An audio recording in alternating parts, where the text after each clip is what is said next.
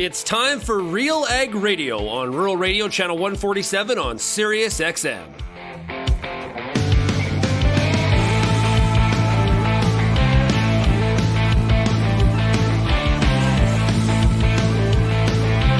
RealAg Radio and RealAgriculture.com is your home for insight and analysis of the issues that are impacting your farm business.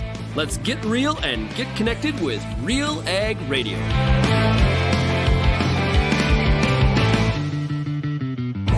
Welcome to RealAg Radio here on Rural Radio 147, Sirius XM. Shaun Haney, your host, broadcasting from Alltech ONE, Calgary. We're in Calgary, Alberta with Alltech. They got a great conference going on here today, and I really appreciate Alltech inviting us to broadcast here from the lobby of the conference. Great stuff, and a lot of familiar faces, new ones as well, and we got a great show lined up for you here today. We're going to hear today from Chris Koch. He is a speaker and a farmer in Nanton, Alberta. Chris has a very unique story. He was born with no arms and no legs. That's right. And still, I won't spoil it for you, but he is an inspiration, let me tell you. Well, we're also going to hear today from the CEO of Alltech, Dr. Mark Lyons will be with us. We're going to talk about some of the things that Alltech is doing really around the world. We've got Dr. Patrick Ward. Alltech just did a new acquisition. It's Agolin. And it's got some very unique characteristics and really is an example of solving a problem that the world agricultural community is dealing with. So we're going to hear about that. And then we've got Laurentia van Rensburg and Bryan Sanderson, both from Alltech, and we're going to talk about sustainability and look at that topic, which of course is a big theme this year with this conference here at Alltech ONE Calgary. If you have any feedback on today's show, we'd love to hear from you. Send me an email, shaney@realagriculture.com. You can also find us across all the different social media platforms, YouTube, Twitter, Facebook, Instagram, as well as TikTok. Or you can call that RealAg feedback line, 855-776-6147. Like I said, today's show is brought to you by Alltech because we are broadcasting from Alltech ONE Calgary. Alltech actually has over 100 scientists. They've got 5 different big bioscience research centers.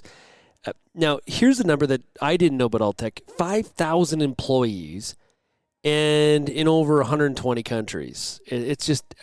I did not realize the scale and the scope of some of the stuff that Alltech is doing. And we're going to learn a little bit about some of the products that they do have because it is quite diverse and what they have to offer not only the cropping community but also the livestock as well. So really looking forward to broadcasting here from Alltech ONE Calgary here this afternoon.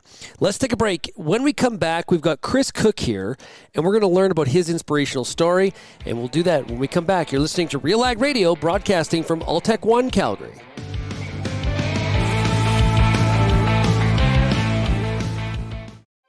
When it comes to your farm, you demand performance, because what goes in determines what comes out. At Pride Seeds, we deliver on performance. With best-in-class corn hybrid seed, you'll see results when it comes to premium yields in all the ways that matter.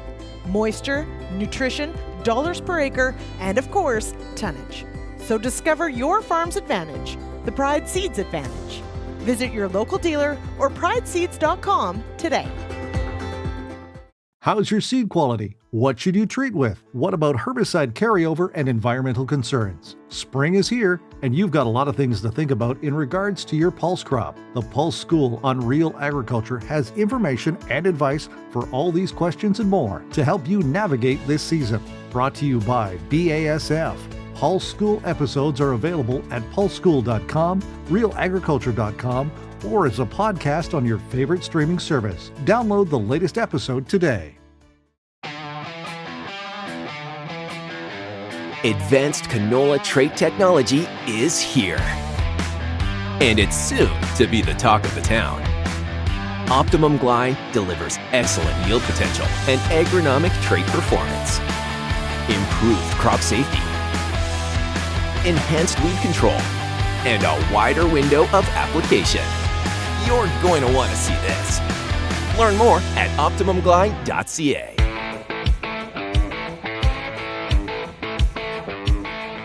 And welcome back to RealAg Radio, broadcasting here today from the Alltech ONE Calgary Conference. And we're having a great time here Great. Over, I think, 350 people here. Well, very well attended. It is hustling and bustling, and it is great for RealAg Radio to be on site here with all the delegates and the speakers. And speaking of speakers, we have one of the keynotes from this week's conference. We've got Chris Koch, who is a well-known keynote speaker, as well as a farmer from Nanton, Alberta. So not too far from home. Chris, great to have you. Just down the road, about an hour.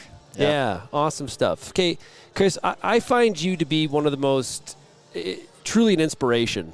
There's people that are dealt some pretty rough hands and go through a lot of adversity in their life. Talk about your story and what some of your message would be for the delegates here today. Well, I guess given that we're on the medium of radio, to give you a visual, I was born missing arms and legs, so my arms are basically right off at about the elbow, and then on both sides, and then left side for leg, there's no leg at all, and then my right leg, partial developed leg, partially developed foot, and that's how I hop around or propel myself around on my longboard. And even though I was born missing arms and legs, my life has been pretty normal, just like any other kid in southern Alberta, helping out on my grandpa's farm and playing sports and getting in trouble and all that jazz. Was there a time where your attitude wasn't where it is today, though? I mean, yeah. I mean, not every day is sunshine and roses. That's never the case. And I guess there was times when I was a kid, and mom and dad said, you have to get the best marks. You have to go to university. You can't just go get a job on the rigs like your buddies or whatever. And it was always, I don't know, it was frustrating. That I didn't have as many options, I guess, for after school. There's moments where, you wish you had arms and legs to, play hockey or whatever. But they were always fairly short-lived, fleeting moments. I guess I was always taught to, keep everything in perspective.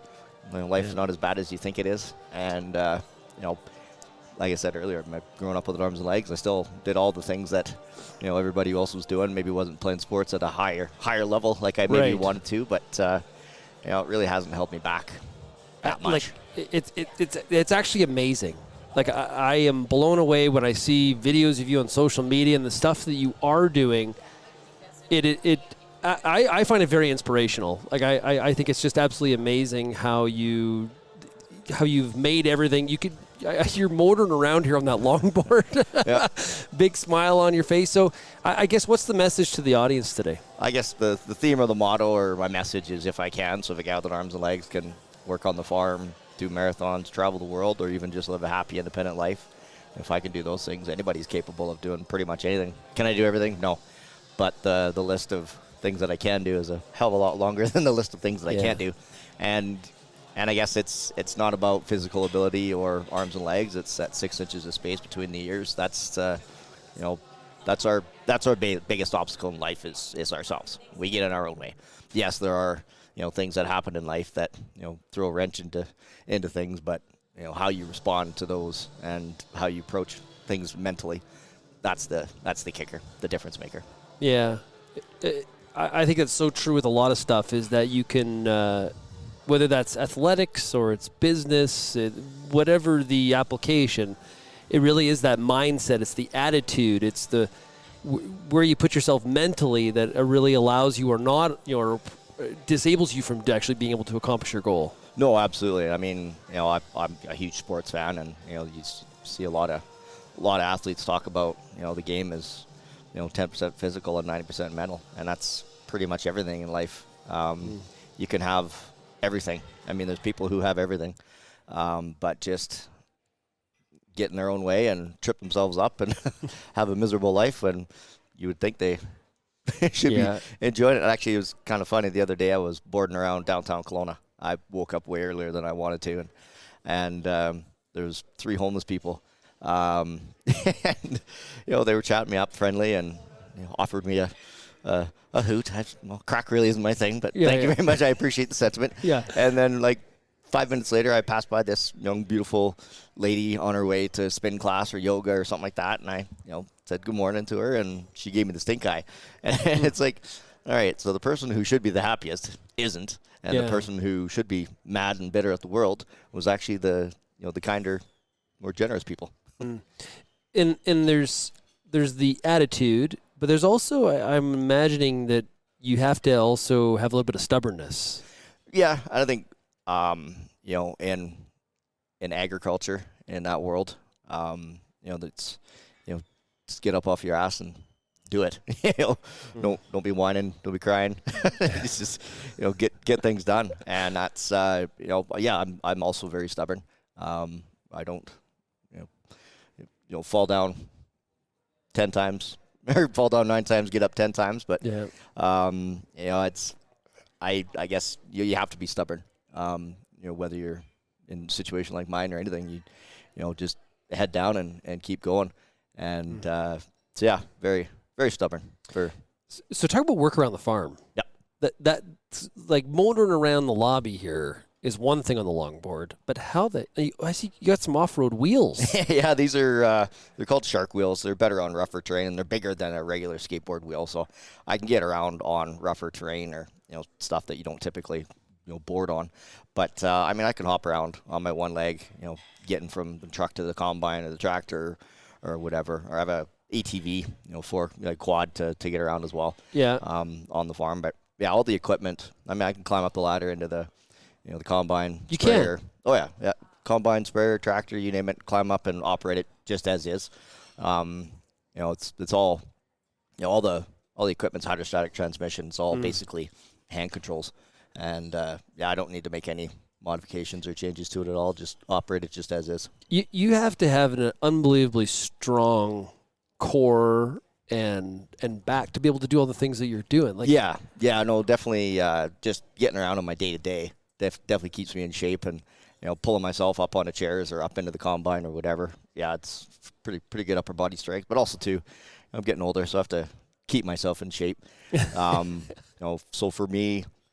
Me gaining 5 pounds would be like you gaining 15 pounds. Right. So I can't drink too much beer and eat too much poutine. I can't anymore either. So we're kind of in that class very much together. So we've kind of talked about it from the standpoint of going through the adversity and having the right mindset as an individual, but there had to be people around you that really were a support mechanism to encourage you maybe on some of those days where, hey, man, this does, it's on my best day. Yeah, no, it was definitely, my family is tough love for sure. But also, again, just keeping things into perspective. I remember when I was a kid, mid-'80s, we were in a drought here in southern Alberta, and there's probably more bare patches than wheat and barley growing in my grandpa's fields. And he said, as tough as it is right now and as rough as it is right now, he says, I wouldn't trade it for anything. So I'm farming, doing what I love. And he said, things will turn around, and in a couple of years from now, hopefully we'll have some bumper crops and not have enough bin storage and have that problem. And sure enough, that's exactly was the case. There was, I would say, about 3 or 4 years later, they had way more. They had a huge pile of wheat just in the yard. Yeah. So they ended up having to build a new Quonset to store our grain. But yeah, tough times don't last. Tough people last. And again, right now. It's about as dry as it was. Like 1987, my brother's our cousin that my brother runs cows with said that 1987, ironically, the year that my brother was born, was the driest year on record. And we're dry here again, and it'll come back around. You ride it out, and just you ride the wave of happiness and success, but know that it can end, and you will have rough patches. And you ride those out and know that better days are ahead. Yeah, I drove through Nanton on the way here. I'm from Lethbridge, so I drove through, and it's pretty rough. Southern Alberta, we're kind of past that point of like where if it rained, we would take the moisture, but we kind of passed a bit of a point here. Yeah, no, there was a little bit of rain at the beginning of June, and unfortunately, a lot of the grass had headed out, and it still helps, but as far as haying, it's maybe a little bit too late, but it is what it is. How'd you get into speaking? Kind of fairly organically. I was always asked to speak at local schools and events when I was a kid, middle school and high school, and then I guess it'd be about 15-ish years ago, kind of dawned on me that I love traveling and travel to get to where I'm speaking. I've spoken events in Asia, Europe, all of North America, obviously. So kind of became feed into the cycle of travel to get to where I'm speaking and travel more so I have more to speak about. Mm-hmm. And so far I've ticked off 33 countries. This is my third time doing stuff with Alltech. I did Alltech ONE down in Lexington last year, and then I spoke at their headquarters in Ireland, and of course here in Calgary. And yeah, it's a great company, and like you said, it was great excuse to travel and see the world. Yeah, meet a lot of different people too. Meet a lot of neat people, and as many of the beautiful places as I've traveled to and neat things that I've seen. Some of the most beautiful scenery is right here in our own backyard, just west of Anton. Whenever on whether somewhere in Canada or North America or on the other side of the world, people, well, what's it like where you grew up? I'm like, well, you watch the show Heartland? Yeah, I love that. Yeah, that's it. That's it's the Longview Highway. Exactly. That Longview Highway is no cell reception, or it's pretty spotty, but it is some of the most beautiful terrain. It is like it's like being in a picture. Yeah. My brother, they run cows back in Chimney Rock, Saddle Mountain, Chimney Rock Road. Yep. I don't know if you're familiar with that, but that's probably one of my favorite places to go back there. Our cousin's place is on the very end of the Chimney Rock Road, or Saddle Mountain Road, sorry. Mm-hmm. And you don't see anybody for days if you don't want to. Well, Chris, very inspirational story, and you keep on going. It's not definitely not over, and you should be so proud of what you've accomplished and and the impact you've had on people too, as you speak to them and encourage you to continue to do that, because it allows you to travel, but it also has a huge impact on members of the audience as well. So it was great to meet you or see you again, I guess. Yep. And thank you so much. No, thank you very much. Appreciate it. We'll be right back on RealAg Radio, broadcasting today from the Alltech ONE in Calgary.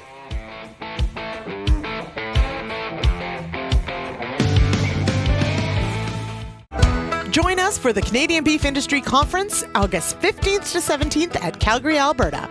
Spend time networking on the trade show floor, hear from keynote speakers, take in breakout sessions designed to increase profit, manage your rangeland, and navigate trends.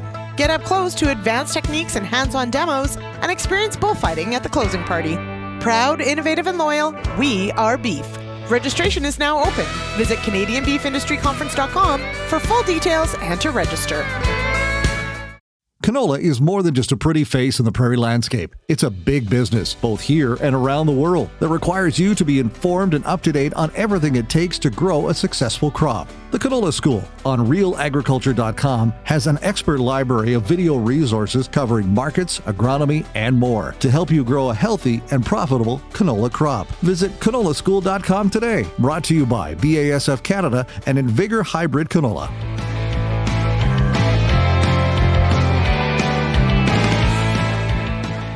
And welcome back to RealAg Radio, broadcasting here from Alltech ONE, Calgary. And, of course, we're in Calgary, Alberta.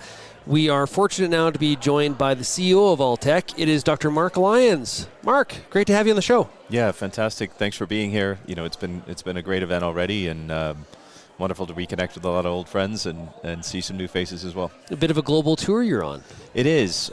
This is a bit of a hybrid. We had something that we called the lecture tour for years. We had a North American lecture tour, Europe, Asia Pacific, Latin America, around the globe, and that event was normally a 3-hour event, and at times we were doing 2 of these a day, maybe 2 countries a day. Oh wow! And then of course we have our one conference, which is the major event that we do each year in Kentucky, and so this year we decided to do something a little bit different and almost do a hybrid of those 2. So go out on the road, but do something a little bit bigger. So this is the 3rd stop we've had. We were first in Budapest in Hungary, then Dublin, Ireland, place that's very close to the heart of Alltech, and then here. And we'll be heading on. The next stop is in D.C. We're going to be in Dubai right before the COP and in November, and we're going to do a number of other stops as well. Latin America, Asia Pacific, still kind of in the plan. So it's a way for us to get a lot of the Alltech messages out there, but be in the markets with the customers. How many countries is Alltech in right now? We sell products in 120 countries, so there's not too many more places to go. We have our own facilities in 90, So it's very much a global company, but a family company. And I think because of that, and the fact that it's private, it means that sometimes people are not aware of our business. Honestly, I would have never guessed there was 5,000 people working at Alltech. Yeah, it's become a big company, and really, it was an organic growth model for the first 30 years. The last decade, we've acquired 25 businesses, so it was a real shift, and that obviously has added a lot of individuals. Canada is one of our most important markets. It's our third largest market, and part of that came through the acquisition of Master Feeds. Yeah. And so having the feed side, having the Alltech business now here for 35 years, having a lot of deep roots and connections, Canada is a really important market for us. And this has allowed us really some of these acquisitions to get closer to that farm level, to be able to understand what the real issues are and innovate around new products in a faster way. Okay, so before I have more questions about Alltech ONE, I think it's a good opportunity for some of the listeners in Canada and the U.S. that have heard of Alltech but aren't totally familiar with what those products are. Talk about that. Yeah, so I think when people look at Alltech, they see a lot of different things happening, and the way that we kind of bring it back is we focus on how do we deploy sustainable solutions for agriculture. So mainly through nutrition, whether that's crop nutrition or animal nutrition, that's kind of the area that we understand the best. Our background is in microbiology, so we've worked with all sorts of different types of fermentation to produce these types of technologies, but ultimately what we're trying to do is how do we improve the health of that animal, that crop, end up with something that we're not having to use as many chemical interventions, and we're really aligned with the future and really where consumers are already getting to today, and regulators as well. There's so much conversation around sustainability. We've got to be able to measure what we're doing, reduce our impact, but at the same time produce more nutrition, which is ultimately what the population needs. So we kind of, because of the different aspects of the business, we can kind of meet customers where they are. If they need a full kind of feed solution, or if they need one critical technology, that's where we're able to meet them. Do you feel that you were ahead of the curve? Like, was that an intention to be ahead of the curve, or has the world kind of lined up very conveniently for an area that you've been working in for a while? Yeah, we kind of say that sometimes, you need to be where the ball is going, or perhaps that we're in Canada where the puck's going. Right, yes, and in that regard, famous Gretzky quote. It's much easier if you're doing that, and I think that, that was something that, my father was very aligned and saw these are going to be big topics. He launched something we call the ACE principle, Animal Consumer Environment, or Agriculture and Consumer Environment, years and years ago. This is back in the 80s. And so he was already thinking environmental impact is going to be a question. Consumers are going to want to know what's in their food. And so, I think that he was in a big hurry. He had no sense of the timeline. He would have so many concepts that still, I'd say today, 5 years on from his passing, we see stuff happening and we're like, man, he was talking about that 10 years ago. Right. So it's cool. It is really cool. And I think that's helped the business to already be in those places. Now, people are talking about environmental impact. They're measuring. Those are things that we were acquiring and investing in businesses, creating our own technologies around these topics for over a decade, and it's pretty exciting. We think of the removal of antibiotics. He was talking about that in the 90s, where actually we were getting a lot of pushback from customers saying, "Why are you bringing up these topics?" And he was developing technologies around that because he saw the human health issue that was going to come down the track, and that the pressure was going to come onto agriculture. And so, those are programs and technologies that have been developed. I think the key thing for us is not to perhaps say, "Okay, that's happened. We've been talking about that for years," but actually see now is the opportunity. Seize the moment. Seize the moment. Yeah. What's the biggest constraint? Like, because you answer, and I'm gonna provide you what I would have guessed. So, what's your biggest constraint? Yeah, honestly, I think it's people. It's constantly down to the people. We have such a great team. We've got such a strong culture within the business. That how do you make sure that you empower the individuals at the front line and make sure that they've got the resources they need? They feel that they just need to go. They don't need to hesitate. And that's a lot of the reason, as we travel around, we've put on these events, but I'd be traveling around anyway to be with the teams, to motivate them, to connect with them. And I think that's always what it comes down to. There's always ways to make more money. There's always ways to, ultimately be able to deploy more technology. But the whole impetus is, can you get people to really innovate and feel free and motivated in doing that? And that's what you can see today. I mean, we're talking, sure, about technology, and we're presenting about different topics, but in reality, it's also what we call this transfer of energy and excitement and inspiration, hopefully, for also the attendees to feel that they're part of this as well. Your answer was a lot better than what I was going to guess. When I think about 120 plus or 120 plus countries, I think of the regulatory burden and hurdles to skate through, run through, to try to get your products to the customer. Yeah. Your answer was much more exciting. Well, I would say, my father would always say, if you have a why, you find the how. And so if you know what your purpose is, you'll find a way through that maze of regulatory challenges. But we have a very creative team, a very connected team on the regulatory side. It is a challenge, and we've brought this up in the US, we brought it up in Canada, the EU. We've got a lot of ambitions that companies want to achieve, governments want to achieve. If we've got something that's going to help us to achieve those environmental goals and potentially make more money for the producer, why are regulators not helping us to move those types of things forward, in particular if they're natural technologies? And so that's a conversation that I think we need to provoke a little bit. And that's where I think the stop in DC is going to be quite interesting, to kind of say, look, you've got these big ambitions, help industry to move forward, because people want to align and they want to do the right things. Well, I think one of the concerns, though, is a country like Canada. It's 40 million people. Sounds like a lot. It's really not. And so I think there's concerns from a country like Canada where it's like, hey, Alltech, if you do have this product that does X, maybe reduces methane from cow. Let's just, bring up an example. We want you to register it here, and hopefully our regulatory system isn't too burdensome where you're like, yeah, too high of a hurdle. 40 million, we can just not stop here. Yeah, I think it's where in some regard you just have to say, look, these are the right things to do. I look at the example, of our home, as it were, Ireland. Ireland is only 5 million people, produces enough food for over 40, 50 million, and is actually in a position right now to say we need to reduce our cow herds to hit our emissions targets. It's kind of a crazy idea, because you think about it, Ireland is a very efficient place to produce food. It grows grass like crazy. Sure, can we do things a little bit differently? Yes. Yeah. But just going with the lazy answer, the easy answer to say let's reduce numbers doesn't make sense. Feels like we're skipping steps. Yes. Doesn't it? Yeah. Like we haven't necessarily considered all the options. Yeah, but we're already prescribing what the answer is, and we're actually having these conversations in the mainstream media. And so that's part of what I think is the challenge that we face as an industry. But I would say as a company, we don't look at any market and say that's not important. Every single place is good. important to us.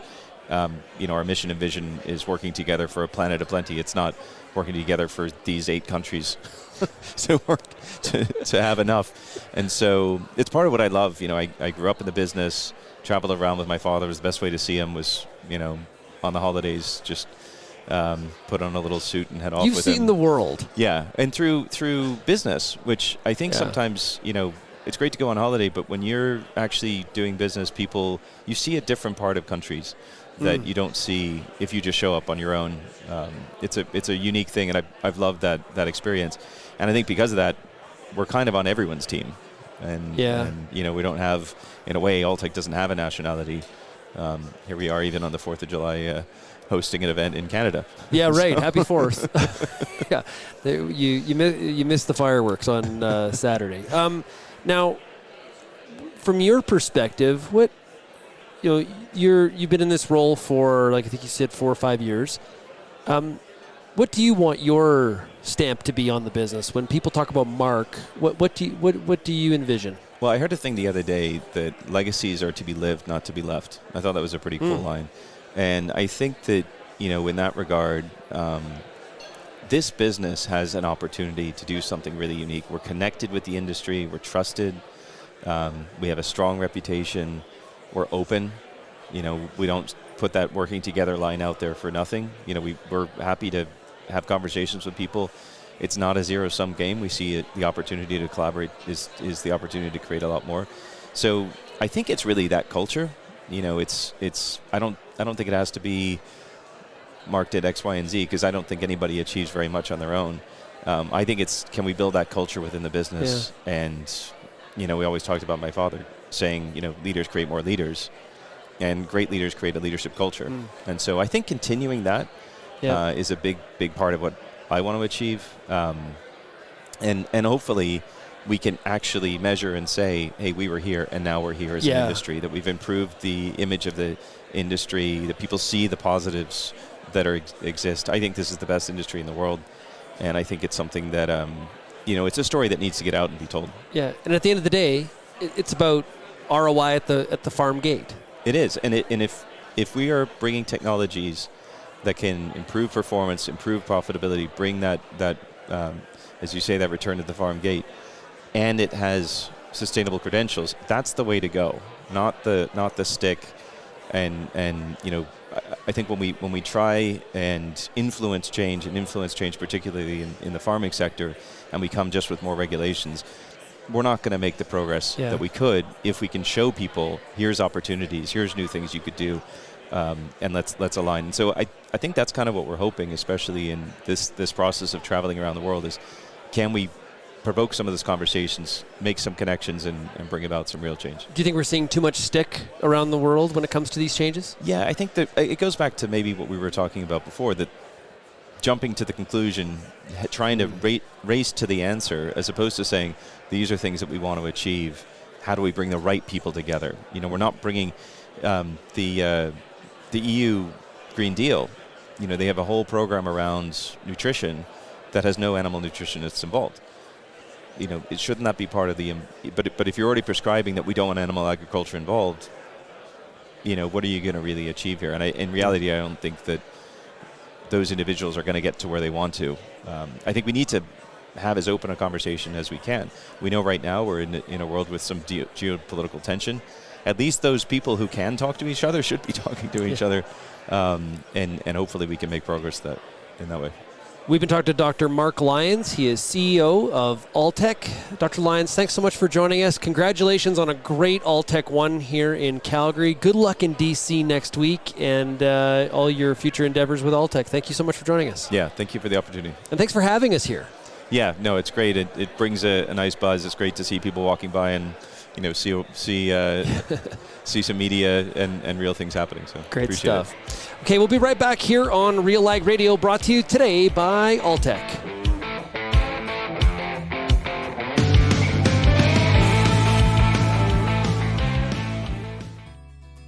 Co-op AgZone Field is a digital agronomy tool designed to help optimize your operation. Through integrated layers of satellite imagery, soil maps, yield data, and more, Co-op Grow Team members use AgZone Field to provide organized, timely, in-season data, allowing you to make informed management decisions quickly and effectively. Trust your Co-op Grow Team to support your operation with AgZone Field. Contact your local co-op today. As you head out into the field this season, the Corn School's got you covered. Everything from tillage discussions, weed control info, field trial results, yield strategies, and more. The Corn School on RealAgriculture.com has the information and advice you need to help you succeed. Brought to you by Pride Seeds and BASF. Corn School episodes are available at cornschool.com, from RealAgriculture.com, or as a podcast from your favorite streaming service. Download the latest episode today. Hi, I'm Bernard Tobin, host of the Soybean School on RealAgriculture.com. Throughout the year, on the Soybean School, we'll bring you timely agronomic video content from planting to harvest, from the latest agronomic research to the latest in production technology. Check out our massive video library on YouTube, RealAgriculture.com, or download the audio podcast versions wherever you get your podcasts. The Soybean School is brought to you by Pride Seeds, BASF, and Syngenta Canada. And welcome back to RealAg Radio, broadcasting today from Alltech ONE Calgary, and we're having a great time. It was great to chat with Dr. Mark Lyons. So inspirational, very, very well, and Chris Koch on top of that. This is a lot of fun here today. Now we're joined by Dr. Patrick Ward with Alltech. Dr. Ward, how's it going? Fantastic, Shaun. Always good to speak to someone who has Irish heritage. Yeah. Yes. Well, that there is that, and I love the accent. It's pretty awesome. It's a good one to have. So where are you based? So we're based in just outside Dublin, in a small town called Dunboyne. That's where our European headquarters is, our European Bioscience Centre. Yep. And there we have a research facility. We have an applications facility where we do a lot of product research and product development, along with obviously marketing and sales support as well. So How long have you been with Alltech? I've started with Alltech in 2008. I did 6 months industrial placement as part of my college course. Okay. And when I finished my placement, I had to go back for 6 months to finish my course in my final year of chemistry and pharmaceutical chemistry. And Alltech offered me a job, so I came back, and I've been here ever since. Well, so about 14 years. I was mentioning during the commercial break that I was in Dublin last fall, have aspirations to definitely go back. And I got to check out this Alltech distillery. You do indeed. It's called the Lyons Distillery. It is one of the top attractions in Dublin to visit, so I would wholly recommend you to visit when you come over again. In my defense, I did not get there on my day and a half trip to Dublin because I got distracted by the Temple Bar. Ah, well, a lot of people get distracted by Temple Bar, so but we'll make sure the next time you're over, we'll sort you out and give you a tour of the Lyons Distillery. Yeah, it's a beautiful city. It is. Okay, let's talk about Agolin. Now, Yes. this is cool. This is a new acquisition, correct? It is. So what is the product? So the product is a blend of essential oils that is mixed and blended in a proprietary process. So what we have is a microencapsulated essential oil blend, and it's a really nice, it's a lovely product. Smells great. It's a powder based, but it's kind of like little micro beads, and has a really nice flow. So we can use it in micro dosages in terms of on farm.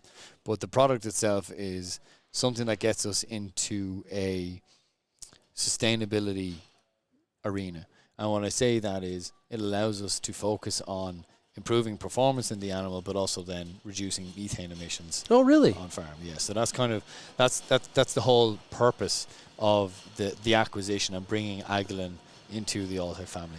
Okay, so improved performance. So talk about what's the performance? What's the metric? Yeah. So I mean, look, realistically, when you're talking about dairy, the metric is always going to be milk. So milk yield has increased. Your fat and protein corrected milk has increased. And obviously then your feed conversion ratio. So we see improvements in all of those. And in terms of on the beef side, I mean, you see finishing gains of a lot higher. You look at then the body score condition as well is always important. And you want to make sure, again, with both dairy and beef, that you're getting that feed conversion ratio improvement between both species. So you do have a lot of benefits in terms of performance, but then also we have a lot of data, a lot of peer-reviewed, published data in scientific journals, which point to the methane reduction, both as an absolute reduction and an intensity reduction. That's a big one right now. Mm-hmm. Like, there's a lot of talk about the methane. You know, ruminants get a really bad rap.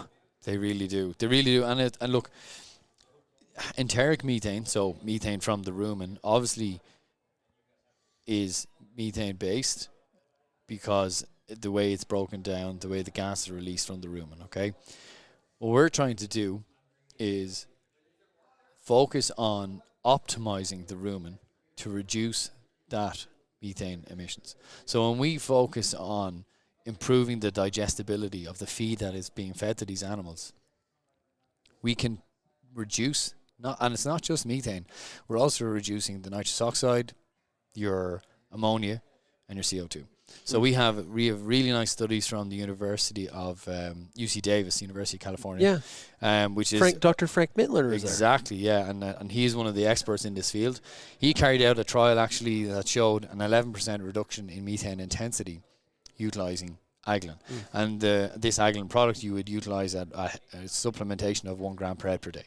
So that's a very brief overview of how we're doing it. But you're spot on. I think it's unfairly, agriculture is one of the industries that get a bad rap. And is Agolin going to be or is available Canada, the US, or what's the commercialization? Yeah, so commercialization, I mean, we're only 60 days into the acquisition, okay. So we're in the process of talking to everybody and trying to expand it globally. In North America and the US, it is already here as a product, and what we're trying to do now is just trying to get that product across to as many people as we can. But the other thing we're looking at is we have a lot of other products that improve the function of the rumen. So we have YESAC, So that's a yeast product that we would have as a core product of ours. It optimizes the microbes in the rumen, put it that way. And when you optimize those microbes, you improve that digestibility. But now we have another product, Agolin, which helps the balance of the rumen. So you have two products now. So what we're doing at the moment is combining not just YSAC, but also Agolin. And then we have also a slow-release nitrogen product, Optogen.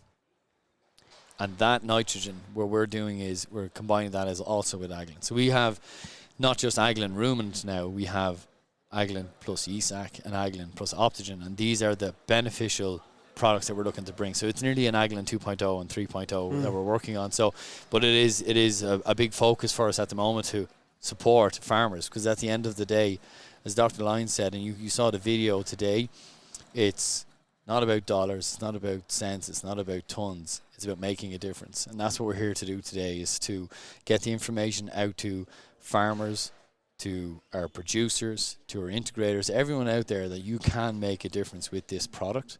And that's what we're doing with Alltech. We're trying to bring that win-win. So we're not just, and as I said, I think one of the quotes that I said today in my presentation was, you don't have to compromise performance and profitability for sustainability. Yes, we all want sustainability, but you can't compromise on the other two. But with the likes of Agolin and with Alltech especially, you don't have to make that compromise. It's a win-win. You're getting the best of both worlds. And that's what we're trying to bring forward in the technology that we invest in. And as Dr. Mark Lyons has done, he's brought in a few acquisitions this year, and Agolin has been one of the big ones, because it's a space that is ever evolving in terms of methane emissions. And as you said, agriculture is the first one in the firing line. We're always hearing about these bad emissions that we have, and I think this is a product that will go a long way to fighting those emissions. We've been talking to Dr. Patrick Ward with Alltech. Patrick, great to meet you. Fantastic information. Thank you so much. You're very welcome, Shaun. If you need anything else, just let us know. Absolutely. We'll be right back on RealAg Radio, broadcasting from Alltech ONE.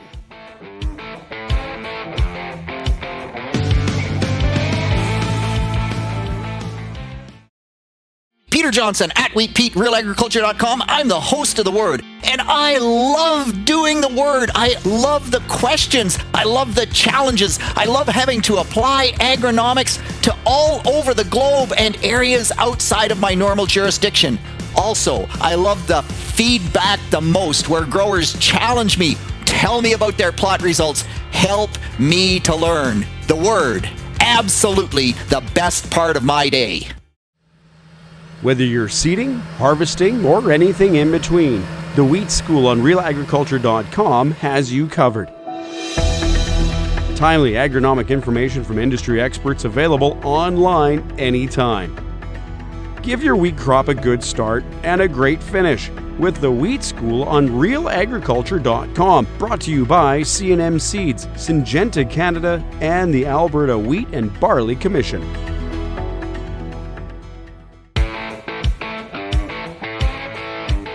And welcome back to RealAg Radio, broadcasting here from Alltech ONE in Calgary, Alberta.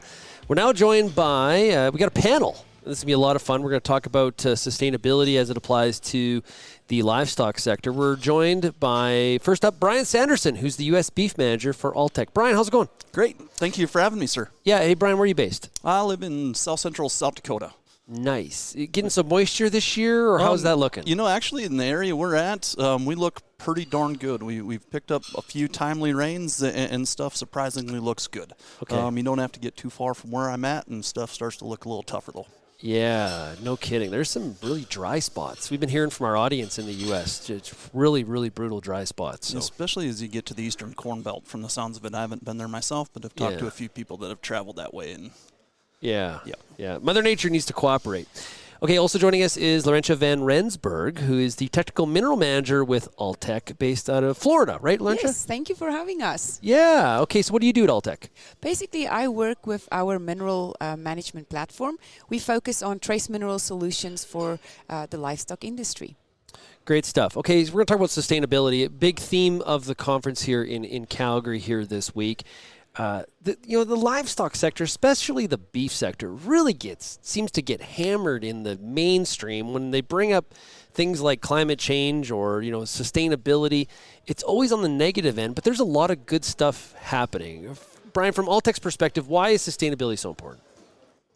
I think, well, I'll jump in. You're going to jump in? Yes, absolutely. Sustainability is incredibly important because we have to feed a growing population with the same or less resources, and protein production do get blamed for a lot of greenhouse gas emissions. So we have to continuously, as an industry, do more with less and less resources. So we got to be more efficient. But sustainability is extremely important as an industry, not only to feed our people, but to feed them as cheaply as possible as well.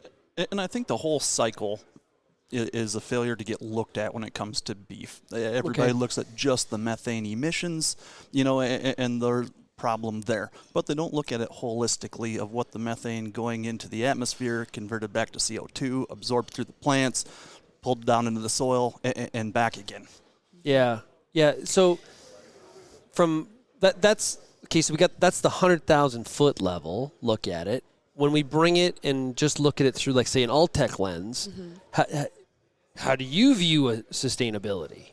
Is it or obviously trying to be a part of the problem solver portion of that discussion? Yeah. And I think Alltech focusing on natural nutritional solutions, there's many different ways we can look at it, right? But first and foremost, we have to look out for our producers. Our producers, whether it's beef producers or dairy producers, they have to feed the world. And whatever we can do them to help be more efficient and to help increase their profitability, that is our goal at Alltech. So, Bryan, when you're out and about, you're at, as the U.S. beef manager, I'm sure you get out to a lot of different ranches, a lot of different feed yards. When you have that discussion with some of the producers or maybe the dairy barn, what do they say when this topic comes up? I think every producer is interested in it, but it gets to be such a daunting look at sustainability, they really don't know where to start. Yeah. And that's usually where the conversation starts is, sustainability is this huge monster topic, but we have to break that down. And so most of the questions, revolve around improvements in efficiency, doing more with less, i.e., being more efficient in what they do. Yeah, especially because what I think sometimes missing from this whole discussion is the ROI portion of it, right? When you talk to producers, they'll engage in any sort of practice. Just show me the fact that there's an ROI attached to it, Absolutely. And hey, I'm all in. But that's not always a part of the discussion, it seems. No, I think especially when it comes to the environmental piece, especially around carbon, there's a lot of talk, and a lot of time it's outside pressure. Outside of our industry that's looking at us to reduce emissions. But unless it helps the producer being more profitable, there's not going to be a lot of incentives to do so for them. So if you can help them to reduce emissions by being more productive or increase on-farm efficiencies, that's how it's going to pay for being more sustainable on the environmental side. And the ROI piece in the beef industry especially gets tough because we're dealing with different cattle, different climates, different feedstuffs, different management, different equipment, different labor, different goals. And so always put an ROI on something gets really difficult on a broad scale because it can vary from small ROIs depending on management and location to huge ROIs in different locations or different operations specifically. It's a great point. So I say all the time that, okay, let's just take what you just said and let's apply, think about the variability across cattle breeds, location, all that kind of stuff. And so when you're having discussions with policymakers or just the general public, it's hard to get that variability across. Think about it use the example of the airline industry or the auto industry. Way less variability. It's inside a plant. It's climate controlled, not relying on Mother Nature to, once in a while drop some raindrops on us, stuff like that. It's just a totally different game when it comes to agriculture and the variability and trying to solve some of these problems, which probably makes it a little bit hard when you're bringing products to market to try to from an efficacy standpoint to make that all happen across just look U.S. and Canada. I'm sure it's very difficult. And I think one of the most important things to keep in mind is that our producers, especially our beef producers, they are the original and they're still the biggest stewards of the land today. And I don't think the outside industries such as electricity or fuel or the airline industry, I don't think they always get that our guys are trying to do the right thing by people, the planet, on a daily basis. Yeah. So here at the Alltech ONE conference, what's been the highlight for you? Both of you work for Alltech, so you're kind of looking at it through a different lens than some of the customer delegates that are here. So what's been the highlight for you? For me, I love talking to the local producers, getting to know what some of their challenges is, what excites them. Just talking to some of the beef guys in the room, that's really exciting. And for the most part, I think our producers are still very optimistic, and that's good to see. I thought you were going to say escaping some of the Florida heat in July. That's where I thought you were going with it. Definitely not. I love it. Oh, okay. How about you, Bryan? And for me, I'd say it's the same thing, meeting with producers here. The beauty of the beef business is every producer's doing the same thing. Nobody's doing it the same way. Again, you're back to environment, you're back to equipment, you're back to cattle, you're back to feedstuffs, facilities, all of that good stuff. So it's just as fun to learn as it is to teach. And so as you travel, you can pick up something in one spot that maybe somebody else across the country had never even thought of. And so you can almost share some of those insights. And that's what I honestly enjoy the most about coming to conferences like this, is learning from the local producers here. So I feel the same way, when I go travel to conferences all across the continent, and so many times you hear and people talk about the differences. But what I find is so interesting is the similarities. Mm-hmm. So you're at this conference here today, hear about some of the issues that some of the local producers are dealing with. Tomorrow, if we were in South Dakota, it wouldn't be that different. Now, there's going to be some differences, but it's really not that different. I think that's the cool part about the industry, too. I agree 100% with you. Yeah. It's always fun to go to like those NCBA meetings and stuff like that, and just, when you get such a huge collection of people from across the U.S., Mexico, Canada, and the U.S. It's pretty awesome. I always enjoy that. And some, maybe that's the challenge that, you come to a conference like this and it's very local, and we tend to put, maybe tunnel vision on and look at it from a local basis. But as you travel, you get out, you realize that, all our producers, regardless of where they are, almost dealing with a lot of the same challenges. Feed cost, labor, operating, cost of money, profitability, and you can step back, they're all in the same boat essentially. Well, if Alltech could sort out the labor crisis we have in the industry, you guys would be like home run. Absolutely. and that is a conversation wherever you go. Yeah, it is. It's absolutely a big one. It's not getting any easier. That's for sure. Well, Laurentia and Bryan, thank you so much for joining us here today on RealAg Radio. Really appreciate it. Thank you for having us. Yes, awesome thank you very much. Awesome stuff. Okay, this has been a lot of fun here at the Alltech ONE conference in Calgary, Alberta. I want to thank Alltech for having RealAg Radio. It's been a lot of fun here. I learned a lot of things, met a lot of different people, saw a lot of familiar faces as well. We're going to have some extra interviews from the conference also posted at RealAgriculture.com, so make sure you check those out. For example, Al Muscle from Cappy and I did a huge discussion, quite a long one, policy discussion about sustainability and where the things are going with carbon border tariffs, so please check that out at RealAgriculture.com. If you have any feedback, send me an email, shaney@realagriculture.com, or or you can call the RealAg feedback line at 855-776-6147. Thanks again to Alltech for having us here, and thanks everybody for getting real and getting connected with RealAg Radio. Cheers, everybody.